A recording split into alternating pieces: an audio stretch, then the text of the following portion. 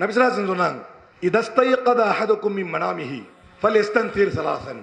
இன்னொரு ஹதீஸ்ல சொன்னாங்க, ஃபல்யக்ஸில் யதஹு ஃபஇன்னஹு லா யத்ரி ஐன பாத்தத் யதுஹு ஃபில் லைல். இதெல்லாம் நமக்கு ஒரு செல்ஃப் அசஸ்மெண்ட் மாதிரி.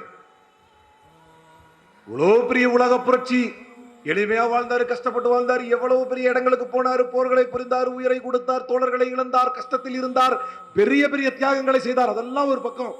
நாம அந்த உயிரினும் மேலான ஸல்லல்லாஹு அலைஹி வஸல்லம் பக்கத்துல நம்ம எவ்வளவு கிட்ட இருக்கோம் அப்படின்னா, ஒருவர் காலையில் எழுந்தவுடன் நபி ஸல்லல்லாஹு அலைஹி வஸல்லம் சொல்லி கொடுத்த சுன்னத்து, ஒருத்தர் காலையில எந்திரிச்ச உடனே தன்னுடைய நாசிக்கு 3 முறை நீர் செலுத்தட்டும். இன்ன ஷைத்தான யபீது அலா கைஷுமிஹி என்றார்கள் நபி ஸல்லல்லாஹு அலைஹி வஸல்லம். ஏன்னா தீங்கிழைக்கக்கூடிய பொருட்கள் உங்க மூக்குல இருக்கும், நீங்க அந்த துவாரங்கள்ல இருக்கும். 3 முறை நாசிக்கு நீர் செலுத்து. ஆட்டோமேட்டிக்கா கையை பத்தி சொன்னாங்க, 2 கையை கழுவுங்க. ஏன்னா ஃபஇன்னஹு லா யத்ரி ஐன பாத்தத் யதுஹு ஃபில் லைல். நைட்ல அவர் கை எங்க தூங்குச்சுன்னு அவருக்கு தெரியாது அப்படின்னா.